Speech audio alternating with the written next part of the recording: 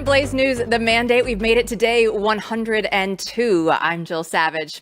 Tonight on the agenda, National Security Advisor Mike Waltz and his deputy Alex Wong are out. Now, Waltz has been under fire for the Signal group chat scandal, where they accidentally added journalist Jeffrey Goldberg to the top secret chat. Secretary of State Marco Rubio will take over his duties, though, in the meantime. However, this is not going to be the last we'll see of Waltz, as President Trump announced on Truth Social that he'll be nominating him as the next UN ambassador. Senate Judiciary Chairman Chuck Grassley publicized internal emails from an anti-Trump FBI agent who planned and celebrated the indictment of Peter Navarro. Several FBI emails that I'm making public this very day. These emails show Biden FBI agents planning and celebrating the indictment of Trump advisor Peter Navarro in 2022.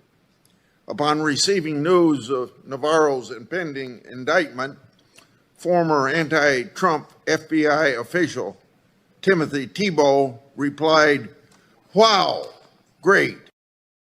In some happier news, President Trump gave us more details on his planned tax cuts. To show you how middle income this is, there'll be no tax on tips, no tax on overtime, no tax for the great seniors in Social Security. So you have no tax on Social Security for our great seniors. And we have full deduction for interest. If you buy a car that's made in America, you get an interest rate deduction. That's going to be it's got to be made in America. If it's not made in America, we really don't care if you buy it or not. National Economic Council Director Kevin Hassett spoke on the progress the Trump administration is making with China. We're very pleased to see that last week China pulled back a bunch of tariffs on U.S. products, perhaps at a show of good faith. And so I'm hopeful that Secretary Bessent, who's shown how good he can be at this by closing the Ukraine deal, is going to be able to help make progress with our Chinese friends. The administration has also made progress in Ukraine, securing an agreement to establish a reconstruction investment fund to secure a successful future for Ukraine. Press Secretary Caroline Leavitt spoke about this agreement in her press conference. This partnership represents the United States taking an economic stake in securing a free, peaceful, and sovereign future for Ukraine. This partnership establishes a fund that will receive 50% of royalties, license fees, and other similar payments from natural resource projects in Ukraine. President Trump has been clear from the beginning. He wants the killing in this brutal war to end. A very busy news day. Let's bring in Blaze News editor-in-chief Matthew Peterson. So obviously we have to start with the Waltz situation, out as NSA, but then in the very same day, you get to pick up the UN ambassador nomination from Donald Trump. Yeah, well, this was clearly a planned restructuring, which happens in many administrations. And, you know, once the dust settles, you sort of rearrange people about the cabinet. In this case, clearly the administration thought he should be in another position, but they still want him around and doing great work in that UN slot. And as we've said before on the show, the UN slot is a great position for someone who's more moderate, and this happens a lot. I mean, Elise Stefanik before, these are people who will fight the bad guys, as Bedford likes to say. It's true, some people like that position. You go to New York, it's sort of fancy, it's not a bad place to be, and I think Waltz will do a lot of great things in that position, but it also signals that he wasn't the right guy for the job as National Security Advisor, which is actually good news for the more hardcore America firsters amongst us, because there's been some questions about Waltz really his real understanding of new foreign policy and so forth going forward. And I think those concerns were somewhat well-founded. He's not a bad guy, but it was unclear as to whether he really embodied the full spirit of this administration moving forward on the foreign policy front. Well, it is good news that they found another spot for him, because they did pull him out of the House. He was down there in Florida 6. So we knew that Elise Stefanik had to be put back in, right? They were like, okay, we're actually not going to take her away from the House. We need those numbers to still be there. But who should then be on the short list in your mind to replace Waltz? Well, the number one person who had been spoken about before, who's eminently qualified, is Michael Anton, who is now at the State Department, Director of Office of Policy and Planning. And in that position, very important position, it's sort of like the think tank of the State Department. He's there now. He's someone who would be incredible at the job. There's a number of other people, names that are being talked about today, Keith Kellogg, so forth and so on. But of course, we have to say that right now, Marco Rubio is acting in a variety of roles in this administration. He's going to be going to Butterworth's, the right-wing, wonderful restaurant in D.C. Every week, maybe bringing more jobs with him, more titles with him. I believe he's up to 4 titles now. Marco Rubio, if there's a job that needs to be done in Washington, he is willing to accept another title. I don't know how many more, though, he can add to that list at this point in time. But we see Ukraine. How significant is this deal as we're talking about foreign policy? Let's shift over to what we're seeing there. I mean, it's very significant because it's signaling again that we're getting close to an actual deal, and it's clear that the administration is frustrated, that Trump is frustrated with by the fact that this hasn't gotten done yet. This is very difficult, and here we see on the Ukraine side some softening. We've seen that at the meeting with the iconic picture of Trump. Almost looking like he's in confession with Zelensky at the Vatican at the Pope's funeral.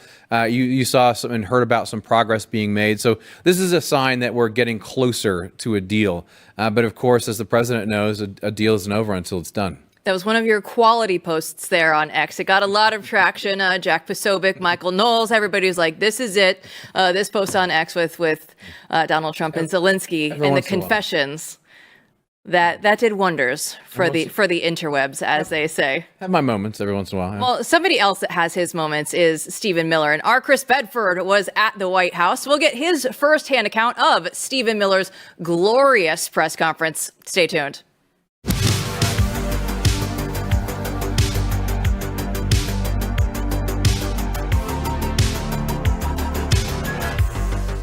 We know that tariffs, they're driving up prices once again, especially at the grocery store, but it's not happening at goodranchers.com because their meat is 100% American. So you're protected from all those price hikes, and the quality is unbeatable. And right now, when you subscribe, you get free meat for life.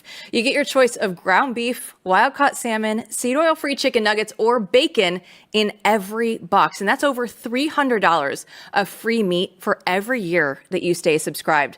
Good Ranchers, it's smart too. Their cuts are pre-trimmed and vacuum sealed, and they're freezer ready for up to a year. So that means you don't have to waste any food, and you don't have to guess about anything either, because most families in the United States throw away over $500 of meat every year, and this is a complete and easy fix for that.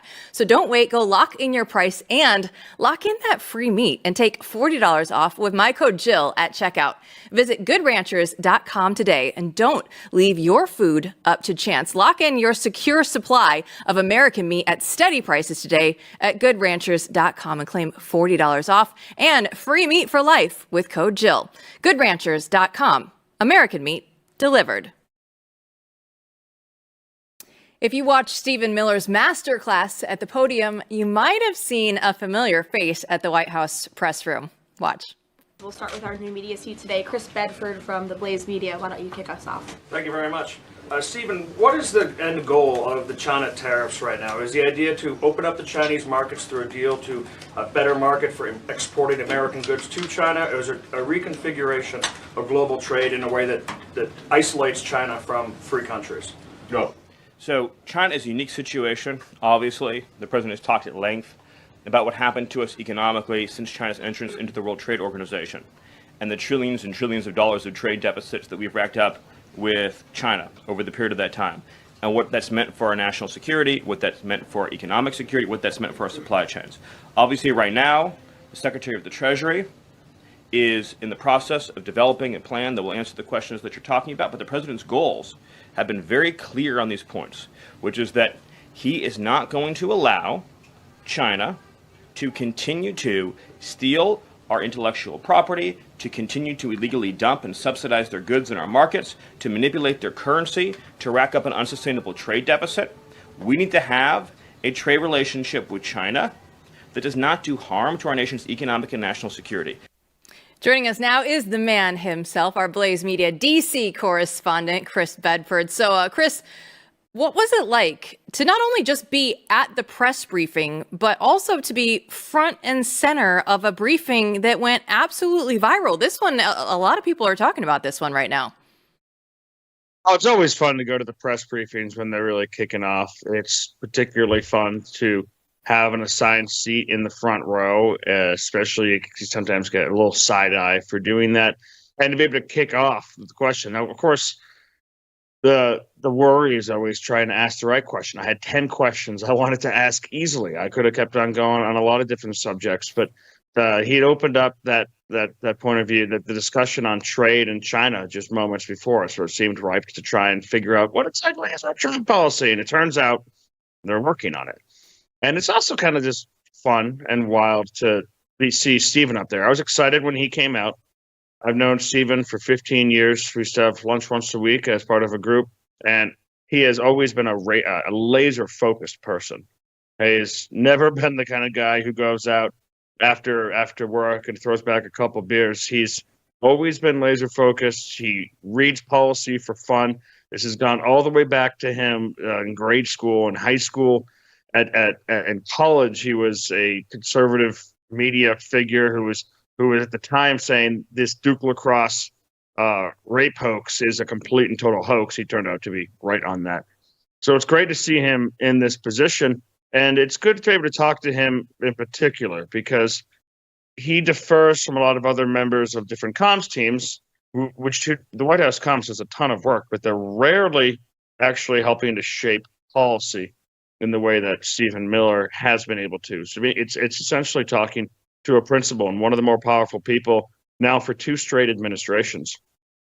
Miller, always a killer from the time he was in college until now. And now look at him go. So, I mean, so many questions. One is, what did you think of that answer? I mean, you just said they're working on it. What was the answer? Sort of both and? Yeah. Or what? You'd kind of think that you would have a plan for trade war before you entered into it. And I really like that this administration has had a style of throwing everything against the wall and seeing what sticks. That's been interesting, but and generally it's paid off in a lot of different ways. But the United States, I think, ought to have a really serious trade policy with China. They are absolute thieves. They rip off intellectual property. They steal labor from their own citizenry. They lie about their economic numbers. They lie about everything, and they do it to be able to undermine the global economy and make it completely dependent on, frankly, the garbage that they sell worldwide. I can't stand it. It's become a thing in our house where Christopher, my 9-year-old, will yell about the rubber duckies saying, see, Dad's wrong. Not all Chinese crud is so bad. I'm like, okay, well, we'll see about that. I like Stephen's answers about lead paint in the dolls and other different safety standards and environmental standards, which are completely ignored in China.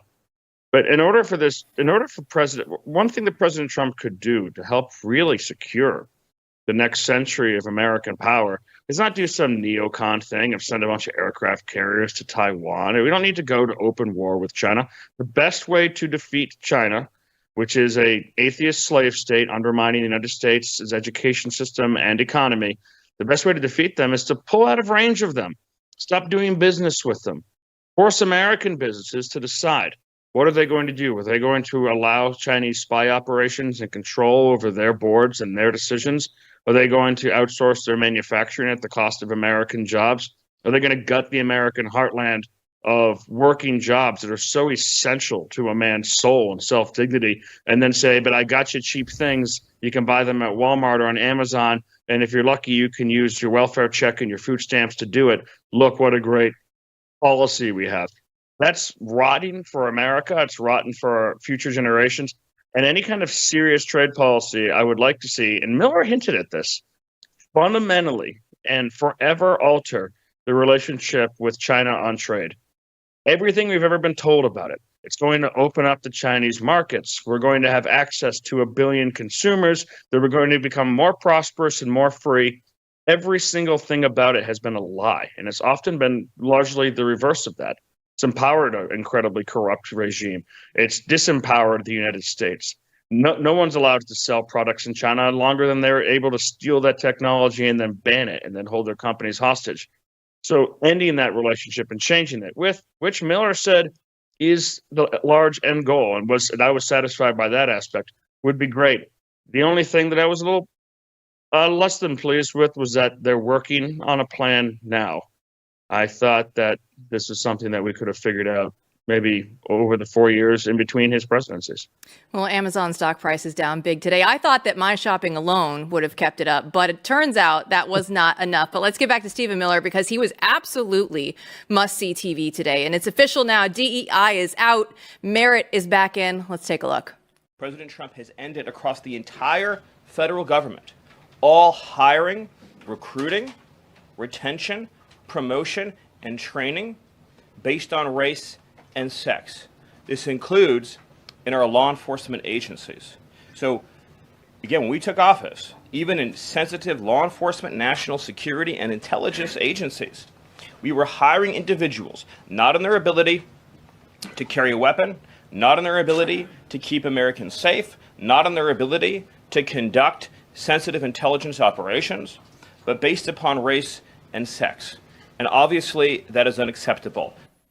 So they're calling it a return to common sense in government hiring. What do you call it? Yeah, I think that's perfectly great. And this was a question that I wish I'd had the opportunity to ask him about as well, because changing those hiring practices is phenomenal. But I'm curious if the administration is going to actually do the difficult work of reviewing hires and reviewing promotions over the last 4 years of the Biden administration and deciding which ones were actually made on merit.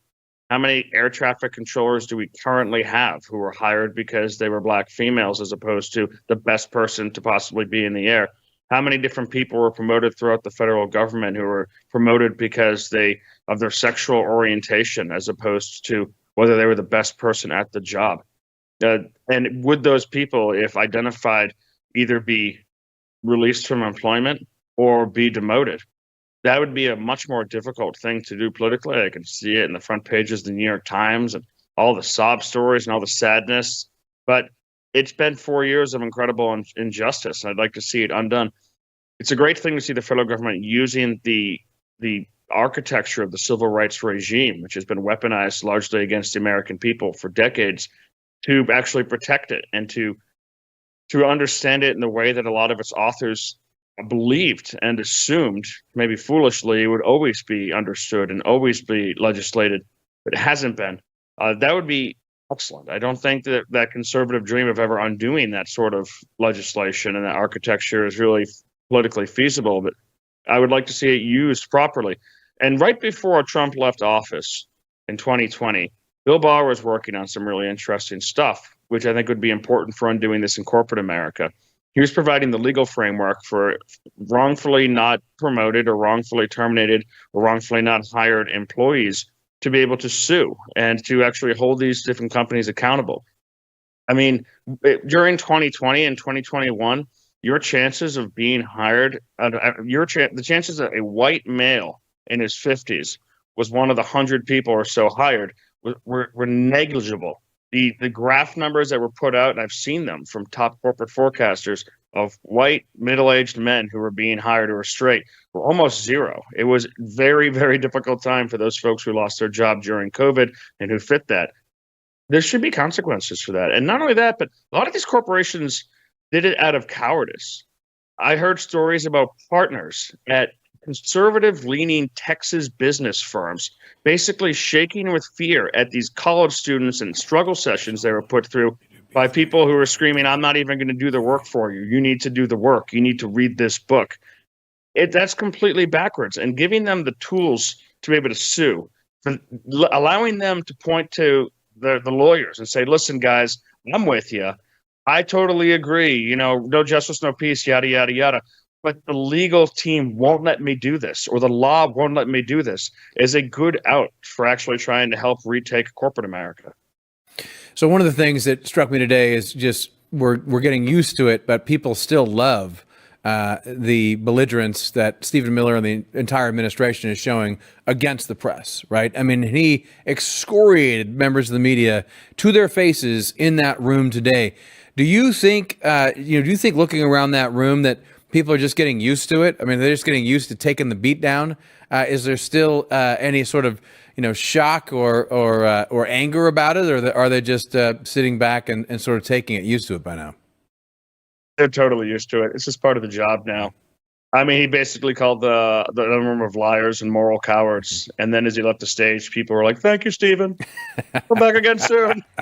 Which is, I thought it was kind of funny. I mean, no one was aghast. There was no gasps in the room.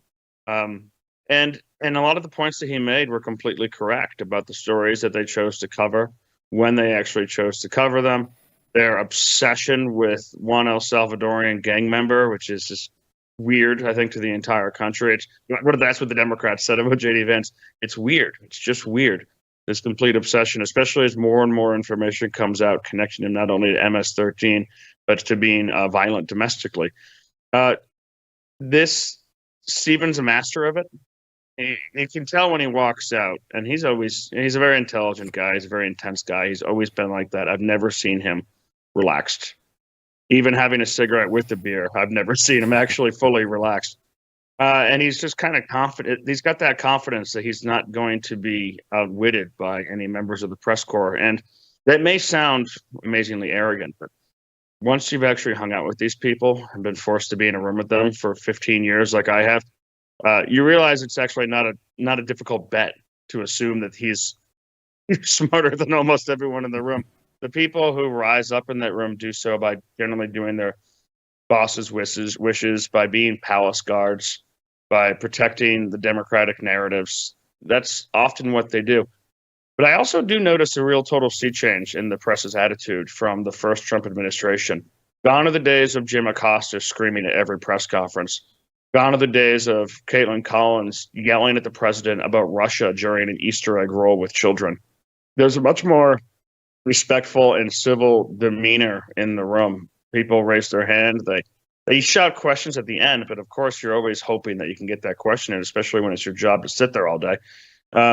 So I've noticed that there's that change. Jim Acosta is now out of a show. And the reporters in general just have returned to a more civil sort of back and forth with the administration that is honestly refreshing to see.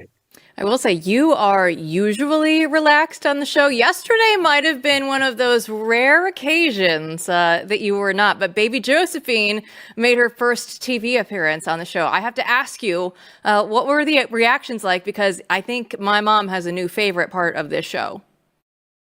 The reactions were fantastic. And you know what else I learned is that this microphone I've got here is actually pretty great. I watched the clip last night after the show aired, and you can't hear anything. You don't realize that she was squawking and hollering the entire time. It just seems like this cute little baby fluttering in the corner, and then I pick her up. And you know what? I'm glad I did, but I got to tell you, sometimes, when you're in front of people, you're giving a speech, you're talking, or you're on television, you might lose your train of thought. You kind of go into autopilot when something happens. I've been on TV when someone started drilling in the jackhammering the ceiling above me, or you're at a Trump rally and suddenly the music's extremely loud, and you kind of just have to go and turn your brain off. I've never done that for 15 minutes until yesterday.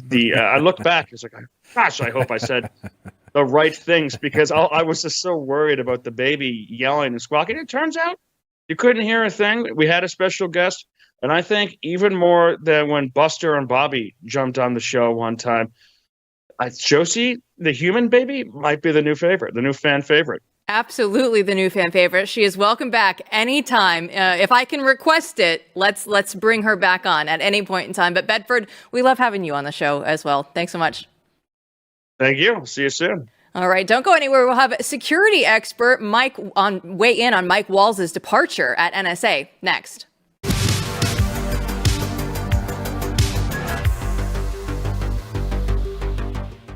Well, it's fun. We know conservatives are winning. We love the winning, but the momentum is finally shifting. But we know the fight's not over yet. And that's exactly why Blaze TV exists, because we have to cut through some of this noise, and we'll bring you the stories that the corporate media won't touch. So when you subscribe, you're not just watching, you're actually standing with a movement, and it's just $8 a month when you use my code BNT at checkout. So go to blazetv.com/BNT right now and use the promo code BNT to save $20 off your annual plan. So let's keep winning together. Blaze TV, unfiltered, unafraid, on demand. There's a big shakeup at the White House. National Security Advisor Michael Waltz is out along with his deputy Alex Wong after the Signal chat leak exposed sensitive information. So what does this mean for Trump's team and national security moving forward? J. Michael Waller, he's a senior analyst for strategy at the Center for Security Policy, and he's here to break it all down for us. So thanks so much for coming back on the show. So we all know Signalgate, we talked about this way back in March. So why are we getting these headlines now in May? There's a lot of drama going on right now, and it has been for quite a while. So it's more than just somebody putting a journalist on the wrong signal list. There's a lot more going on. Part of it's practical, part of it's ideological, part of it's personal. So we notice, of course, Trump did not get rid of Waltz. He put him in there as nominated for UN ambassador. Any thoughts about that? Yeah, it shows that he's not Waltz is not leaving in disgrace. It seems that Waltz wasn't really communicating the way Trump wanted a national security advisor to communicate to the people who voted for him as president. Waltz is a politician. He's a former member of Congress, so he'd be a really great representative to the United States before the whole United Nations, if we remain in the United Nations. But I think he wanted somebody more hands-on as a national security advisor. Well, you were talking, this problem goes a little deeper. Can we dive into that a little bit? What else can you tell us about some of the issues that you know that are going on? Well, the National Security Council staff, here we are in May, it still isn't even staffed up yet. There are key positions on the NSC staff that don't have anybody, as far as we know, who are even named for the positions, let alone selected and nominated or awaiting clearance. So the NSC staff, it's the president's personal White House staff in charge of the whole national security community. And that wasn't staffed up.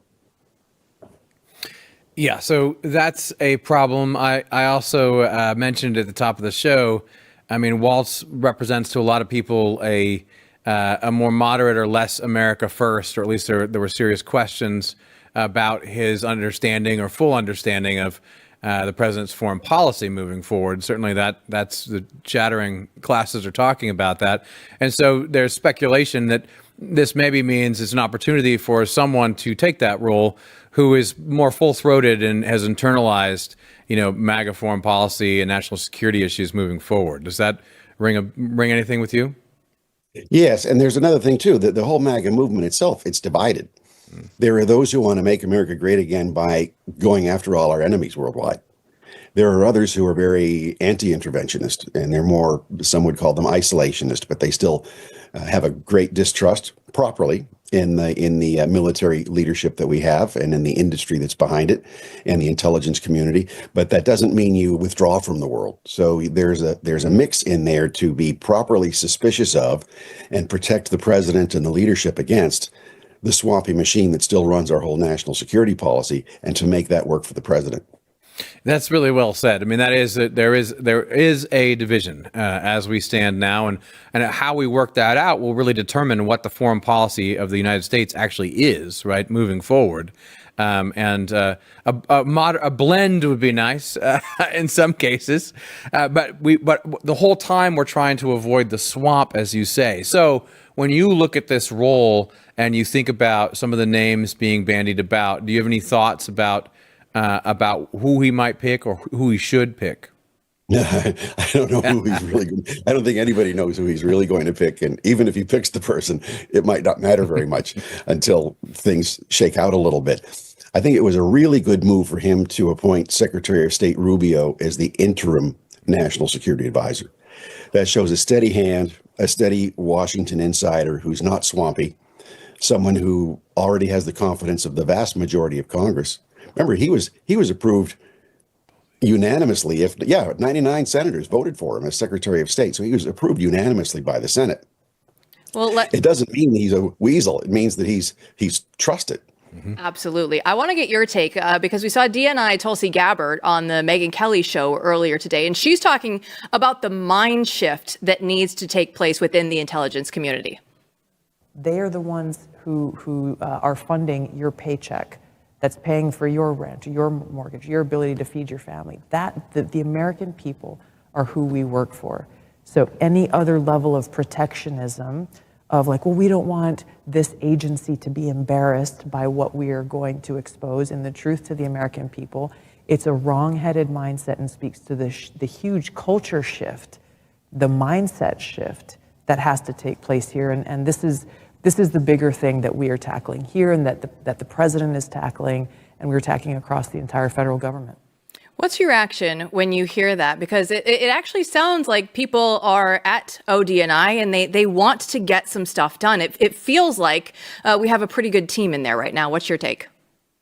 Yeah, well, it's easy and often appropriate to beat up on the intelligence community because they have messed up so badly. They have been a problem. They have become politicized. But that doesn't mean everybody is. And there are a lot of quiet professionals across the system who are just doing their jobs, and they're trying to do their jobs, and they answer properly to whoever is president. Those are the real public servants. That's not the deep state. The deep state are the other ones who view themselves as a state within a state and view themselves as the rightful permanent bureaucracy that runs the country, no matter who's president. So Tulsi Gabbard is trying to work her way through that. And one of the challenges that any leader like her would face, or FBI Director Kash Patel would face, or others, is that those deep staters will create all sorts of artificial crises and distractions, and then be there to be the heroes to come in and solve them for the leadership and make themselves look indispensable and make themselves look like loyalists when they're really just setting you up to be controlled. So she's fighting a whole lot of battles to make sure that doesn't happen to her, and trying to find the really decent people in there who are the real public servants. It's interesting to me, we had talked about her role, Tulsi's role and position, and in the past on the show, and I think rightly referred to that organization as kind of the message board, right? I mean, it's all the information flow coming from everyone and on up. But it also strikes me, given what she's saying and hopefully doing now, that it's a good place, it's a good vantage point to start looking around and making those determinations, no? About who is deep state or not. I think it'd be a good time for her to start hacking away at the office of the Director of National Intelligence. Even under George W. Bush, it was not designed to be this monstrous, gigantic bureaucracy that occupies an entire office complex outside right on the Washington Beltway. It's supposed to be smaller, and I'd like to see her attack that. And if she can attack that, cut it down, because so much of it's unnecessary, then she'll be a lot better off. I don't see her doing that just yet. But then just because we don't see them doing things doesn't mean they're not doing it and being prepared to launch it later. Absolutely. And she did say at the cabinet meeting earlier this week that she is operating with a 25% lighter staff already than what she came in with. So I'll give her, a little bit of leeway here, and that it is still pretty early on in actually just trying to implement some of these changes. Because if you're in her shoes right now, isn't it going to take some time to figure out who's on your team and who is actually part of the deep state? Take us through that process. Some people will never know. I mean, the reason why she was attacked, just like Kash Patel and Dan Bongino were attacked at FBI, was because they are transformational figures. They're agents of change, and they're working for the president. They don't threaten the interior, or they do threaten the interior machinery and that whole huge contracting community around it where former government employees can become very wealthy. They do threaten that. That's why you saw the attacks. So where you do not see such figures under attack, they're probably not harming a lot of the special interests. So to see the attacks on Tulsi Gabbard, to me, is a good thing, because it means she's doing what the president was elected to get done. So let's go back to the Waltz, the restructuring and leaving the NSA position. I mean, what do you make of that in terms of the big picture? What does that tell us about the challenges of rebuilding, a healthy structure and avoiding the deep state? Well, it's a lot of complications. First, the national security advisor has to be someone who the president personally trusts and gets along with, because he sees the president every day. He often travels with the president. He's in charge of coordinating the entire national security machine. So there has to be that personal chemistry between the national security advisor and the president. That person also has to be able to manage a lot of people, manage a lot of egos, manage a lot of personalities and competing interests, manage a lot of crises while not being in a crisis mentality. You can't always be reacting to everything as national security advisor. You have to be proactive. You have to be strategic. So this all takes a very special kind of person who has all those traits and skills. And those people are hard to find. They are, and that's why Marco Rubio has 4 different titles right now for the meantime at the moment. J. Michael Waller, thanks so much for joining us. Good to be with you. Peterson, when we look at this, it's just an interesting news story in that Waltz goes from NSA director here, and then now at the UN, and then it's just all this internal turmoil right now within the Trump administration that they're trying to say everything's going to be taken care of, it's fine, but this is a pretty big shakeup. Yeah, it's definitely a big move, but as Waller said, it's a big position and it's an important position. And I don't think that, I think so far this administration has been very stable. I think that this was written in the cards, and they waited to get rid of to move him, but it was written in the cards since the Signal scandal. But there was a number of other things going on behind the scenes, as Waller said. And the way I would look at it is, it's not turmoil so much as just kind of the dust settling, right? You make your first picks. People get into position, and just like sometimes in a business, when you hire people early on, sometimes you can say, you know what, this isn't the right fit.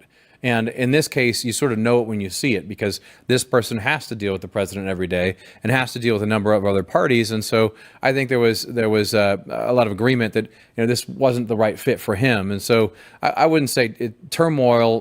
The turmoil is just the same turmoil you see in every administration, right? But this is more of this guy goes over here. We're going to find someone else for this role. In the meantime, everyone's going to be calm. Marco's going to take over, and we'll figure it out. We could say, though, huge credit to Susie Wiles right now, because if you look back at the first Trump administration compared to where we are right now, they were dealing with so many leaks and so much chaos there in that first administration, that this time around, they are much more stable. Things are much more under control. And the fact is, if he wasn't the right guy for the job, better to do it earlier rather than wait around later. Exactly. Because once you know that that's true, you want to move on.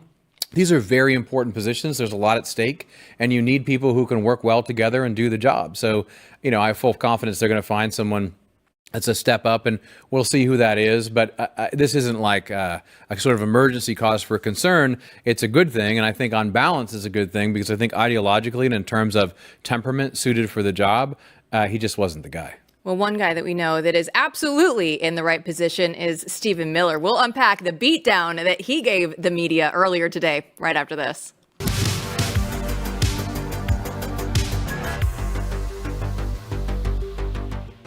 There's some big news at BlazeTV. We are excited to officially welcome Nicole Shanahan and her show Back to the People to the Blaze family. Now, Nicole, she's not a typical Silicon Valley insider. She's an attorney and an entrepreneur, and she's a fighter who spent years pushing for transparency and freedom. She wants to see real change, just like we do. And we know that she's absolutely been a key voice in the MAGA movement, and she teamed up with RFK Jr. to take on the elites and demand a government that actually works for the people. And her story, it took a turn, because after years in the tech world, Nicole went through a powerful personal transformation that brought her back to her faith, and it's completely reshaped how she sees the world. So now on our Blaze TV show, Back to the People, Nicole dives into the stories that a lot of the media won't touch, and she's going to bring on all of the experts and activists, but also everyday Americans, to talk about what's really going on and how we can fix it. So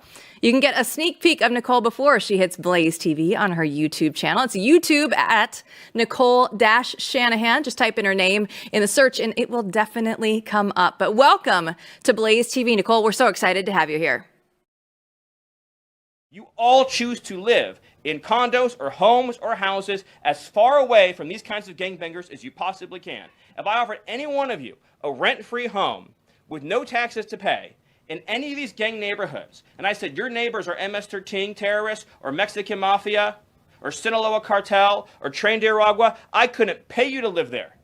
But yet you, with your coverage, are trying to force innocent Americans to have these people as their neighbors, and that one day their daughter may be abducted from their home and raped and murdered. Well, one of the accounts that I follow on X said watching Stephen Miller right now is like watching Jordan in his prime, and I couldn't agree more. It feels like Miller is built for this job. So I asked you today on X if Stephen Miller and the administration keep destroying the media like they have been, will this change the media landscape by the end of Trump's term? So let's go ahead and start out with the reply from Jess. It says, no, a wolf can dress up as a sheep, but is still a wolf. I mean, there's some truth to that one, MP. Well, yeah, they are what they are. And so his point is they're not going to change who they are. And that's a fair point. I guess I wonder if they're going to be moved out of the way in favor of a different media. Jim replies, absolutely. Between Stephen and the administration bringing in a new crop of journalists, people are realizing just how putrid and out of touch the legacy media truly is. And we absolutely love that because people do need to wake up to what the legacy media is doing. And it feels like it is taking a different turn right now. Oh, yeah, they're not trusted. I mean, he can say that, and more people who are watching every day cheer along with him because the more you say the truth, the more it comes through. And to the point about Stephen Miller being like Michael Jordan in his prime, I mean, I think that's absolutely true. This is a guy who came very much similar background to Ben Shapiro. I mean, L.A., Jewish family, everyone's supposed to be a lib. It's a culture that if you've been in L.A., many people are familiar with, and they're like traitors to their class, right? Because from the time that they were young in college, they were speaking out. So what you know about Miller is from the beginning, he's always been a believer, a true believer. He's never cared what people think about him, and he has honed his craft over time. And now, he sits where he sits because he did the work. He did the work before this administration even got off the ground. He was doing amazing work in the transition, and he's a machine. He just goes. And Trump is doing the same thing, by the way. I mean, some of the other day, it's like, oh, I can't, sorry I didn't get back to you. I'm keeping the president's hours. Because these guys are doing the job day by day. And it's still, the journalists might be used to it. As Chris said, they might be just, okay, we're going to get yelled at again. But it's still having an effect that's moving the dial nationally. Well, Miller, the machine, is also working to get CRT out of schools. Let's take a look. This administration is also fighting to get critical race theory out of our school districts. Children will be taught to love America. Children will be taught to be patriots. Children will be taught civic values for schools that want federal taxpayer funding. So as we close the Department of Education and we provide funding to states, we are going to make sure that these funds are not being used to promote communist ideology. Now, I want you to think about this for just a minute. What he just said there, children will be taught to love America. Children will taught to be, will be taught to be patriotic.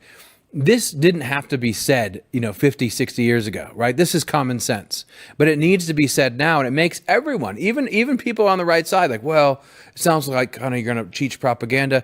Somehow we lost sight of the fact that civics education and teaching people what is lovable and to love about their country and to love their country, we thought that is controversial. That is propaganda. It's not. What he's describing here is absolutely essential. Let me tell you this. It doesn't matter. Even what the Trump administration does in the next 4 years, it doesn't matter what any administration does. It doesn't matter what the federal government does at all if you do not teach the future citizens of America what their country is and instill a love for them, a love for their country in them. If you don't do that, if you don't instill a love for their country in the kids growing up, and you don't teach them basic civics, the country's over anyway. That's precisely what got us into this mess. We haven't been doing that, and we're just beginning to reap the fruits of that, and they are rotten fruits, and it's a bad scene. So what he's describing right there is one of the central things and the only ways to restore America back to a state of excellence. There is no other way to save this country. There's no way around going to those schools and making sure they teach American history and civics for real and instill a love of country in those children. If we don't do that, we will lose, period. Doesn't matter what else happens. The progressives have been taking over all of the education system, all of Hollywood, all of media for, close to 100 years now, if not even just a little bit more. We look at the results, it's very easy to see. And it feels like this is the first administration that is taking this stuff seriously, right? Like going through the Bush administration, all that, okay, like you get some things here and there. They would throw some wins our way, but it wasn't an entire sea change. And if we are going to take this country back, it has to be an entire sea change from top to bottom. And they have to have the people like Stephen Miller and everybody else that is absolutely dedicated to their craft to make sure that they go through and actually get some of this stuff done, because they are up against such powerful forces that are so deeply embedded within this own government. Yeah, and I can't emphasize enough how bad it is. I mean, people don't realize, you're talking about teachers, not only the students, but the teachers who don't know who are the two major players in the Cold War. Something that could be within living memory. You're talking about students who do not know what the three branches of government are, yet they know that their country is evil because slavery was here. That's the kind of thing we've been doing for decades. So they're the first administration to actually act like that's an existential crisis, and it is an existential crisis. Before that, everyone talked a good game. Look, conservatives, since God and Man at Yale, William F. Buckley wrote that in 1955, since God and Man at Yale, which starts the conservative movement, complaining about the godlessness and communism of Yale University, right? We've been complaining about places like Yale and the university system, but not a hell of a lot has been done about it. And that's why everything has gotten so bad. And so now you finally see an administration doing what conservatives have been talking about doing, ladies and gentlemen, for 70 years. So I used to say, we have no cause to complain anymore. Like, what did you do about it? What are you going to do about it? Well, we can't actually change out the board of trustees in the Texas or Florida school system because we're all just nice Republicans here. And we don't want to really, we know that it's going bad, but we don't really want to change anything. Now you see people saying we're going to change it, but it really is coming from the top up. I mean, it's coming from the administration itself, going out there and attacking these schools. And it's people like Stephen Miller who are young enough to recognize this is an existential threat and problem, and damn it, we're going to solve it. We could do student visas another day. We could go through and talk about Harvard not having a tax-exempt status. There's still so many things that we could go through and break down here. It's just a problem that is so vast at this point, and at least we're getting started on it now. Yes, amen to that. And there's a lot more to do, but look, you can see the fight revving up everywhere, and it's a beautiful, beautiful thing. And like the administration, that, hey, if somebody's not in the right place right now, let's go ahead and change them out, get this stuff done, and just figure out what the best thing is going to be moving forward, because I think that is the important thing. It's not who is in each individual spot. If it's not the right person, make the changes now, and everybody is going to be better off in the long run. Thanks for watching, everybody. We'll see you back here tomorrow night.